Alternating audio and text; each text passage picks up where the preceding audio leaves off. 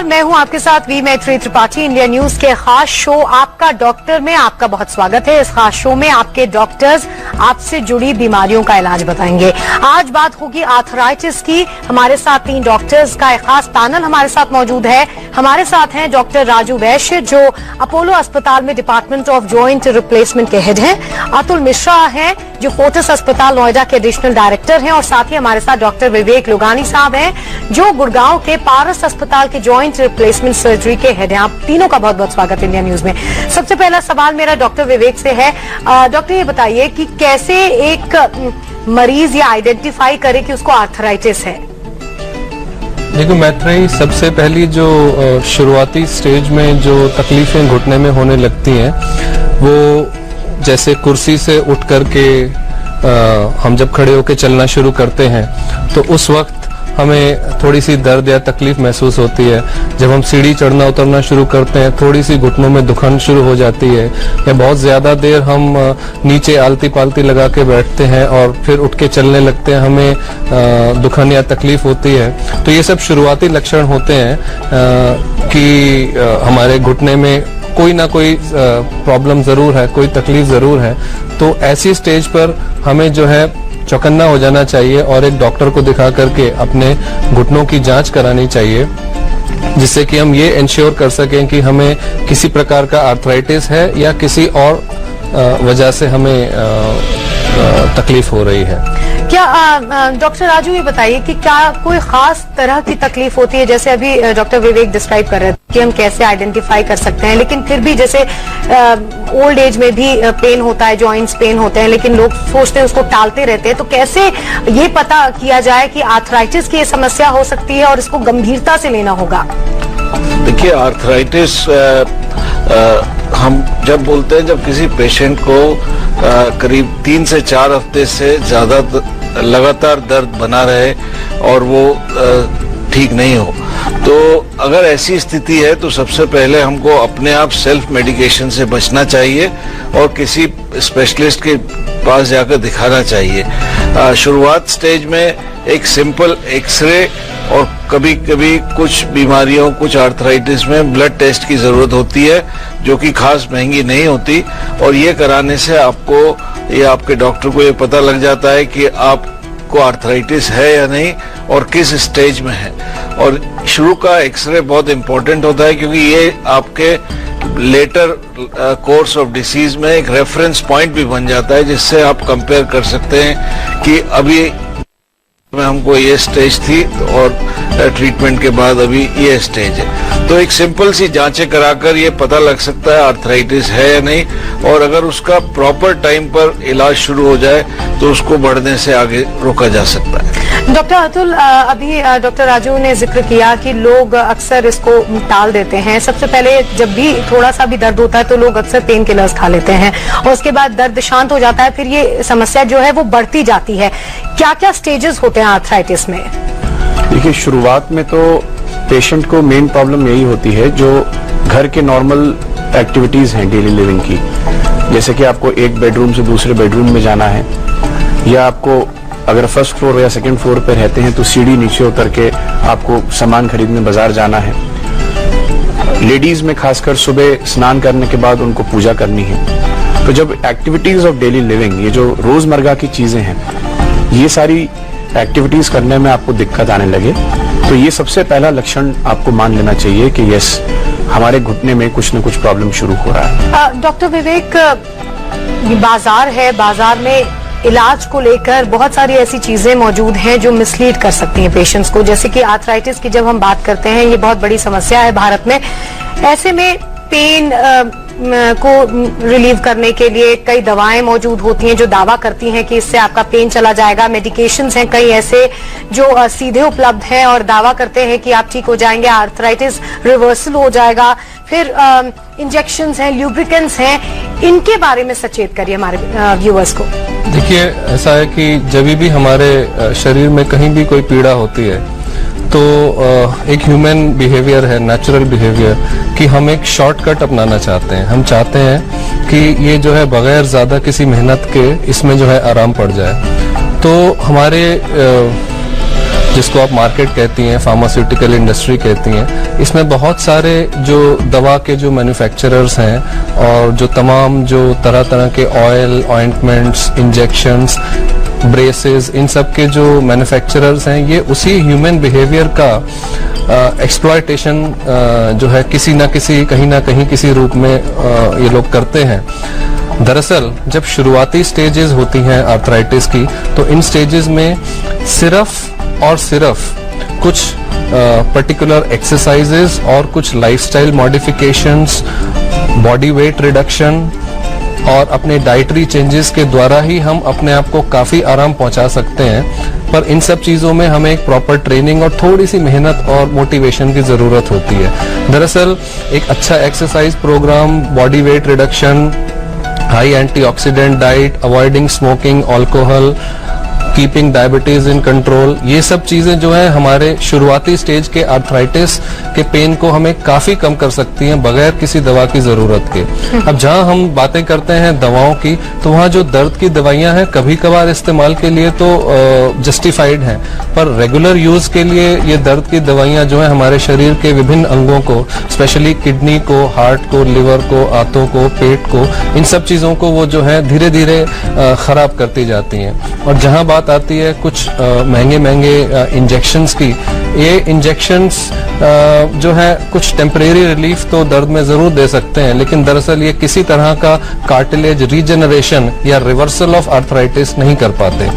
तो हमें इन सब मार्केट जिमिक्स का शिकार न बन के और कोई शॉर्टकट न ढूंढ करके शुरुआती स्टेज में ही जो है एक्सरसाइजेज और लाइफस्टाइल मॉडिफिकेशंस को अपनाना चाहिए, जिससे कि हम इस रोग के आगे बढ़ने की रफ्तार ही धीरे धीरे कम कर सकें, अपने शरीर को बगैर नुकसान पहुंचाए। आपने आर्थराइटिस रिवर्सल की बात कही। डॉक्टर राजू, आपसे जानना चाहेंगे, क्या किसी भी स्टेज में आर्थराइटिस रिवर्सल नाम की कोई चीज होती है?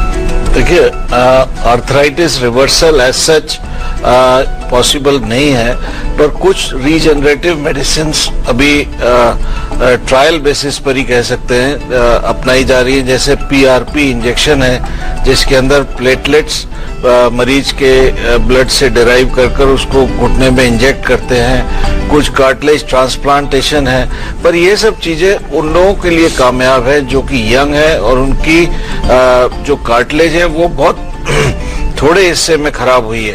पर जिनको बहुत सीवियर आर्थराइटिस है, पूरे जॉइंट में आर्थराइटिस है, उनमें ये चीजें इस्तेमाल नहीं करनी चाहिए और उसमें उनको कोई कामयाबी नहीं मिलती। आपने कहा कि ये सिर्फ यंग लोगों में थोड़ा पॉसिबल है, ऐसे पॉसिबल नहीं है। हमने इस पे बात की कि बाजार में किस तरह से मिसलीड करने वाली चीजें उपलब्ध हैं। ऐसे में जो पेशेंट्स हैं वो मिसलीड हो सकते हैं, किसी गलत चीज का इस्तेमाल कर सकते हैं, उससे हो सकता है समस्या और ज्यादा बढ़ जाए। ऐसे में जब आइडेंटिफिकेशन हो गया कि हाँ आर्थराइटिस की समस्या है, तो फिर इसका परमानेंट अब सोल्यूशन क्या है? डॉक्टर अतुल, अगर एक बार ये डायग्नोसिस हो गया है कि पेशेंट को ऑस्टियोआर्थराइटिस है, तो एक नॉर्मल इन्वेस्टिगेशंस करके, जैसा मैंने पहले बोला था, standing X-ray of the knee joint और कुछ बेसिक ब्लड टेस्ट करके हमें ये एसरटेन करना चाहिए कि आर्थराइटिस किस स्टेज में है।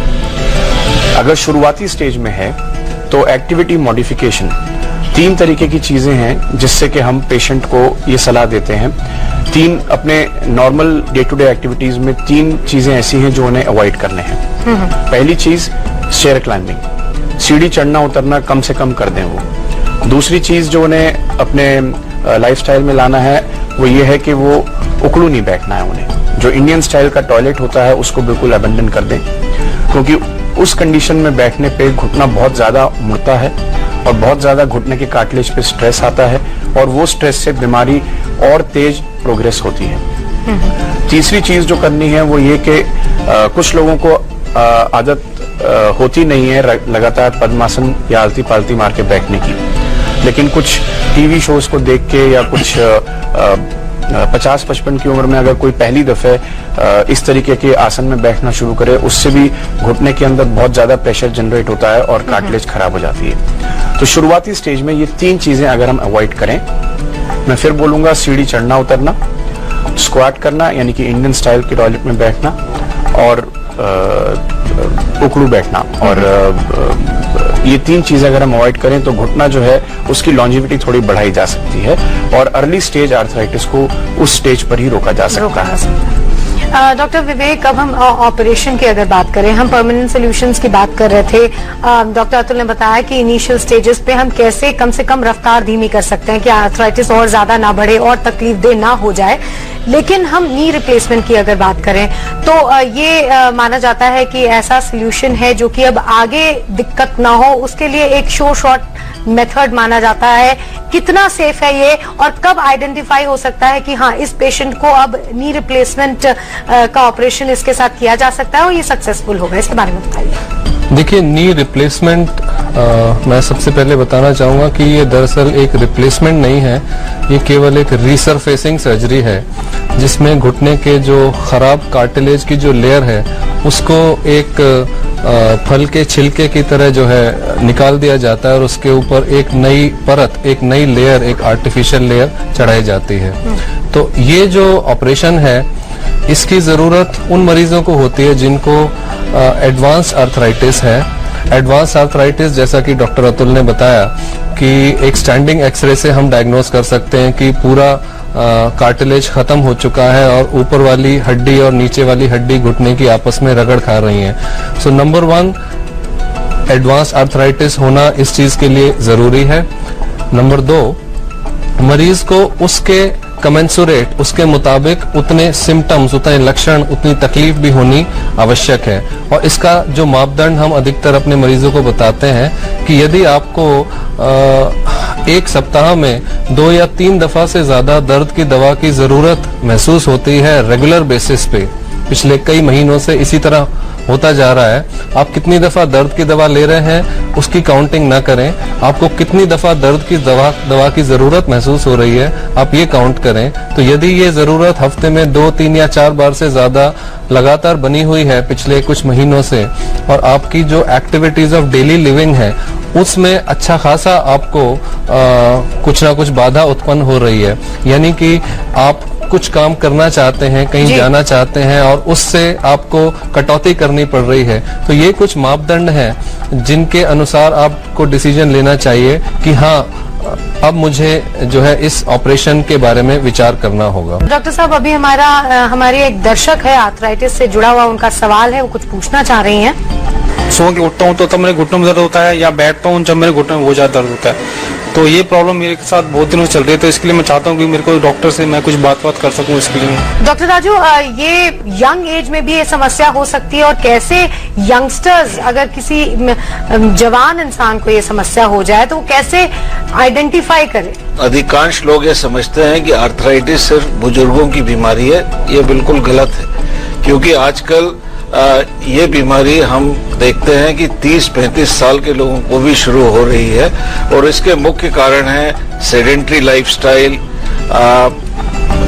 खान पीन में गड़बड़ होना क्योंकि संतुलित आहार नहीं खाते, पैकेज फूड या प्रोसेस्ड फूड ज्यादा खाते हैं, and obesity is becoming a global problem. लोगों का वजन, मोटापा ज्यादा बढ़ता जा रहा है जिसके कारण से जोड़ों पर ज्यादा जोर पड़ता है और इस कारण से यंग लोगों में भी बीमारी होती है। और एक हाल में और चीज सामने आई है कि विटामिन डी डेफिशिएंसी, जो कि इंडिया में लगभग 80% लोगों को है, वो हड्डियों को कमजोर बनाती है और उससे आर्थराइटिस जल्दी होती है। और इसका जानने का सबसे आसान तरीका यह है कि अगर किसी व्यक्ति को जोड़ों में दर्द होता है, घुटनों में दर्द होता है, जो कि डेली होता है, उठने बैठने में तकलीफ होती है, या जॉइंट स्टिफ हो जाते हैं, थोड़ी देर बैठने के बाद फिर लगता है कि 2-4 मिनट उसको चलाने के लिए बाद नॉर्मल होते हैं, तो ये एक अर्ली साइंस होते हैं जो आपको ये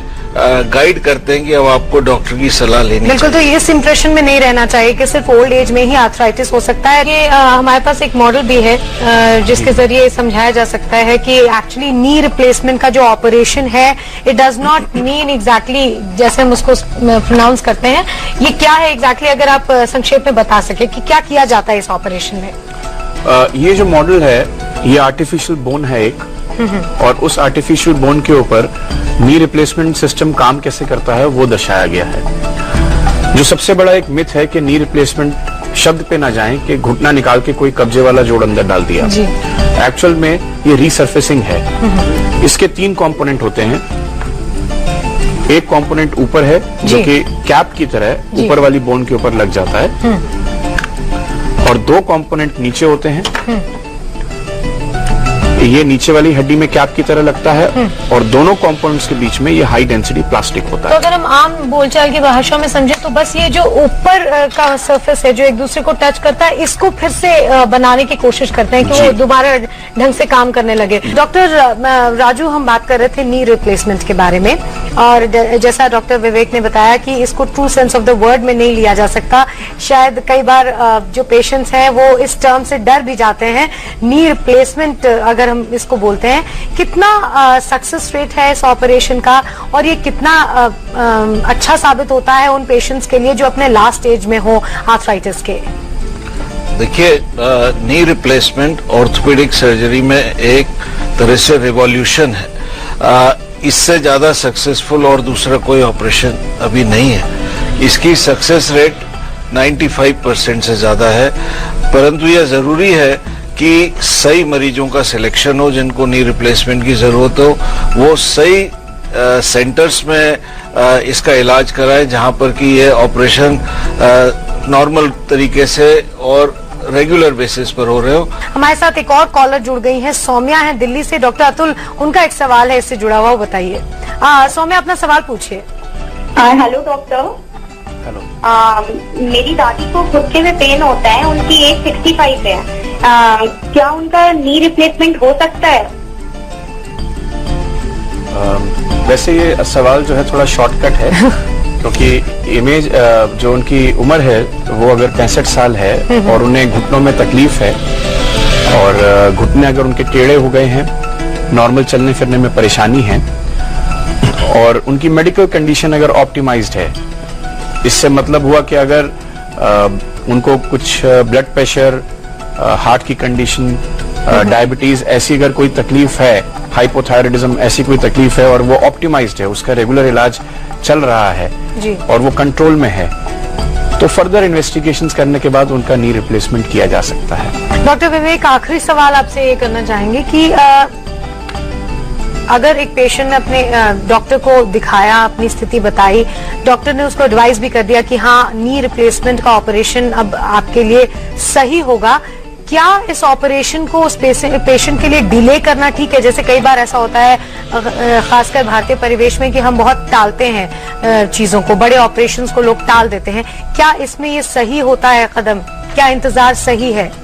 देखिए, ये एक नेचुरल ह्यूमन बिहेवियर है कि हम किसी भी ऑपरेशन से बचना चाहते हैं और इस बिहेवियर को काउंटर क्वेश्चन नहीं करना चाहिए। ये एक नेचुरल टेंडेंसी है, लेकिन एक्चुअली अगर हम एक स्टेज पर, यदि एक मैच्योर स्टेज है जब हमें सर्जरी की रिक्वायरमेंट है और उसके बियॉन्ड हम उसे बहुत ज्यादा डिले करेंगे, तो घुटने की जो कार्टिलेज घिसने के बाद ऊपर वाली और नीचे वाली हड्डियां आपस में रगड़ना शुरू हो जाती हैं, आपस में एक दूसरे के अंदर गड्ढा बनाना शुरू कर देती हैं, जिससे हमारे घुटने धीरे धीरे डिफॉर्म होना शुरू हो जाते हैं, टेढ़े होना शुरू हो जाते हैं। तो जितनी ज्यादा डिफॉर्मिटी हो जाती है उतनी मरीज की तकलीफ भी बढ़ जाती है, उतना ही ऑपरेशन का जो मैग्नीट्यूड है, जितना काम हमें ऑपरेशन के दौरान करना पड़ेगा वो भी बढ़ जाता है। और इतने वक्त बीतने पर जितना वक्त मरीज ने इंतजार किया, उतना वक्त जो दर्द की दवाएं जो मरीज खा के काम चलाएंगे, उसके जो साइड इफेक्ट्स जो शरीर पर होंगे वो भी इर्रिवर्सिबल होंगे। और साथ ही साथ बहुत ज्यादा डिफॉर्मिटी होने पर जो हमारे शरीर के बाकी अंगों को जो क्षति पहुंचेगी, जैसे कि spine, hip joints, ankle joints, और हमारी जो हार्ट कैपेसिटी कम होगी, लंग कैपेसिटी कम होगी, डायबिटीज कंट्रोल पुअर होगा, तो इन सब चीजों के जो नुकसान है वो फिर इर्रिवर्सिबल हो जाते हैं। तो कोई साइंटिफिक रीजन नहीं है इस चीज को बहुत ज्यादा डिले करने का। हालांकि इसे एज एन इमरजेंसी हमें नहीं करना चाहिए, बट बहुत ज्यादा अननेसेसरी डिले करने में कोई साइंटिफिक बेनिफिट नहीं है। ये हमने आपको बताया कि कैसे नी रिप्लेसमेंट का जो ऑपरेशन है वो काम करता है, और हमारे अपने देश में ये ऑपरेशन हर जगह उपलब्ध है, इसका अच्छा इलाज हो सकता है, इसलिए लोगों को डरने की जरूरत नहीं है। अगर आपको आर्थराइटिस की प्रॉब्लम है उसको आइडेंटिफाई कीजिए, एक अच्छे फिजिशियन, उसके बाद एक अच्छे सर्जन के पास जाइए, वो आपको अच्छा सजेशन देंगे, उसके बाद आप ये ऑपरेशन बहुत अच्छे से करवा सकते हैं, इसमें कोई दिक्कत नहीं होती है। बहुत बहुत शुक्रिया आप तीनों डॉक्टर्स का हमारे साथ यहाँ पर मौजूद होने के लिए, इतनी ज्ञानवर्धक बातें करने के लिए बहुत बहुत शुक्रिया।